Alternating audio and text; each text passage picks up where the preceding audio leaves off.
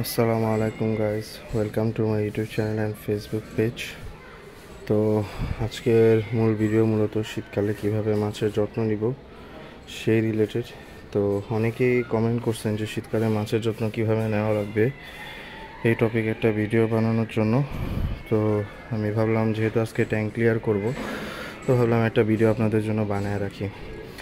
তো প্রথমে যদি আমি আমার ট্যাঙ্কের কাছে যাই, তাহলে এই ট্যাঙ্কটা হচ্ছে গিয়ে রেড টপাসের ট্যাঙ্ক। হ্যাঁ, আমি যদি একটু দেখাই আপনাদেরকে মাছগুলা, তাহলে দেখতে পারবেন এগুলো হচ্ছে গিয়ে রেড টপাসের ট্যাঙ্কটা।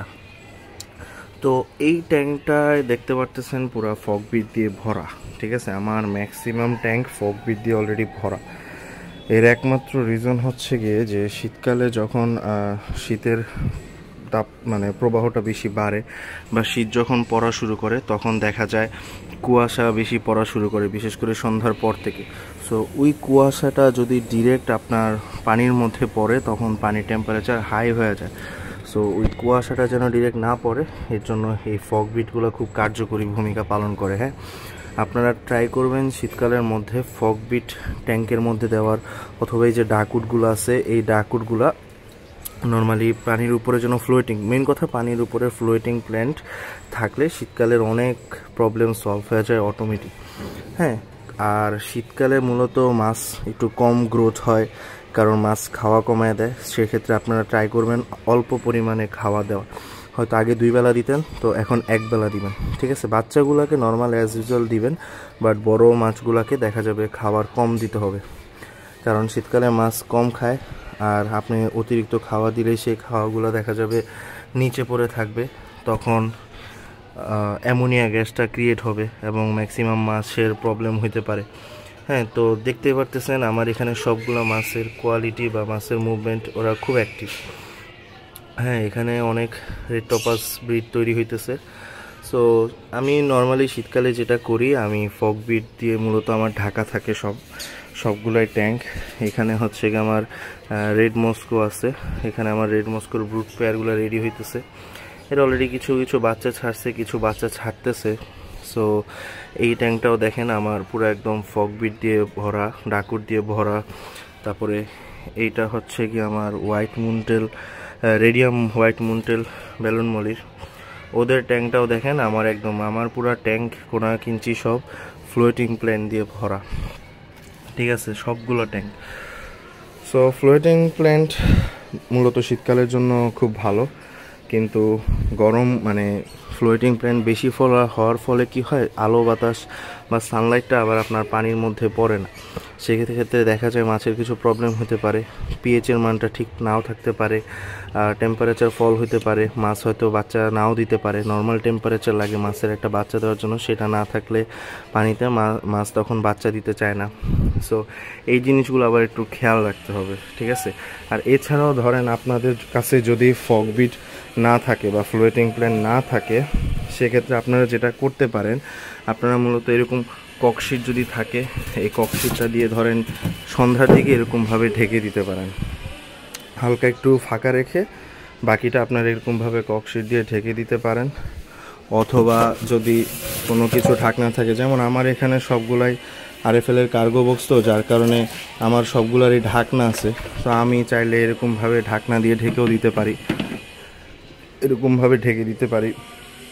সো শীতকালে মূলত যত্ন নেওয়ার সিস্টেমই হচ্ছে কি এটা, মেন কথা ডিরেক্ট কুয়াশা যেন আপনার পানিতে না পড়ে, এবং পানির টেম্পারেচারটা যেন খুব বেশি ঠান্ডা না হয়, সেই জিনিসগুলো মূলত খেয়াল রাখতে হয় শীতকালে। আর এছাড়া খাবারের যে মেনটেনেন্সটা, যেমন শীতকালে মাছ বেশি খাবার খায় না, সো ওয়েস্টেজ খাবারগুলো আপনার পানি নষ্ট করে দিতে পারে, তাই যত একবেলা খাবার দেওয়াটাই আমার মতে উত্তম। ঠিক আছে, সো ডাকুড আবার বেশি হওয়া ভালো না, তাহলে পানির মধ্যে অক্সিজেন লেভেলের মাত্রাটা কমে যায়। সো যেমন আমি আজকে আমার ট্যাঙ্কটা ক্লিন দিব, সেক্ষেত্রে হয়তো এখান থেকে আমি ডাকউড বা কিছু ফগবিট হয়তো আমি সরায় ফেলবো, যেন সানলাইটটা ভালো মতো যায়, টেম্পারেচারটা ভালো মতো থাকে। আমার এই ট্যাঙ্কটা আপাতত ফাঁকা, এই ট্যাঙ্কটার মধ্যে আমি মূলত বাচ্চা উঠাই বা বাচ্চা কালেক্ট করি মাছের। এই ট্যাঙ্কটা আপাতত ফাঁকা অ্যাকোরিয়ামে, এখানে কিছু রেড মস্কোর বাচ্চা, আর এখানে মূলত আমার ওই ব্লু মেটাল লেসের পেয়ারটা আছে। এটা কালো, তো কালোর মধ্যে দেখা যায় খুব কম, ধরাটাও একটু টাফ। পুরো একটা ট্যাঙ্কের মধ্যে আমি এক পেয়ারই রাখছি। ইনশাল্লাহ আমি ট্রাই করবো ওদের কাছ থেকে ভালো একটা রেজাল্ট আনার জন্য। হ্যাঁ, আপনারা দোয়া করবেন। আমার অ্যালবিনো কই ছিল এই ট্যাঙ্কে, আপনারা আমার আগের ভিডিও যারা দেখছেন তারা জানেন আমার অ্যালবিনো কই ছিল, বাট আমি অ্যালবিনো কইগুলা মুভমেন্ট মানে সরাই ফেলছি। সো এই হচ্ছে কি আমার সেই ব্লু মেটাল লেসের ফিমেলটা। আমি কিন্তু এটা নিউ অ্যাডাল টাইপ আনছি, আলহামদুলিল্লাহ এটা আস্তে আস্তে লোডেড হইতেছে মাশাআল্লাহ। তো দেখা যাক, হয়তো 2-3 সপ্তাহের মধ্যে হয়তো এই ফিমেলটাও বাচ্চা দিয়ে দিতে পারে।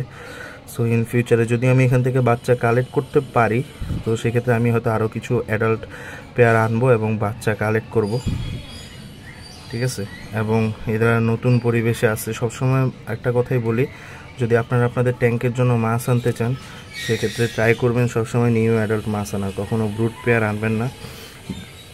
ব্রুড পেয়ার স্টেজে থাকে, তখন দেখা যায় প্লেস চেঞ্জ হলে মারা যায়।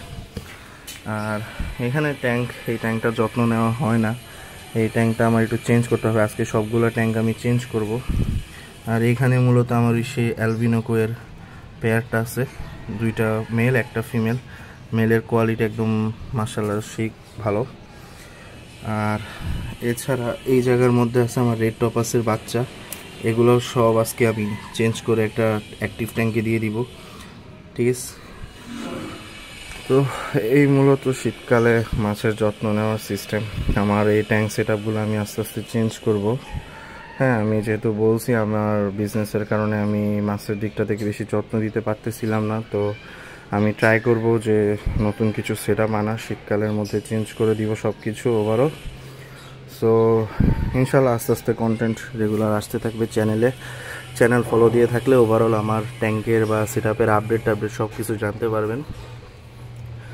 তো এই হচ্ছে গিয়ে মূলত আজকের ভিডিও। এরপরও যদি আপনাদের আরও কোনো কোশ্চেন থাকে, সেক্ষেত্রে অবশ্যই কমেন্ট বক্সে কমেন্ট করে জানাবেন। আমি ট্রাই করব সব কিছু সলিউশন দেওয়ার যতটুকু আমি পারি। তো এই হচ্ছে গিয়ে মূলত আজকের ভিডিও। যদি চ্যানেলে নতুন হয়ে থাকেন তাহলে একটু সাবস্ক্রাইব করেন। ভিডিওটি ভালো লেগে থাকলে একটা লাইক করেন, কমেন্ট করেন আপনাদের কী কী ইনফরমেশন জানা লাগবে। ইনশাল্লাহ আমি ট্রাই করব নতুন নতুন ভিডিওর মাধ্যমে আপনাদেরকে সেই ইনফরমেশনগুলো দেওয়ার। ধন্যবাদ।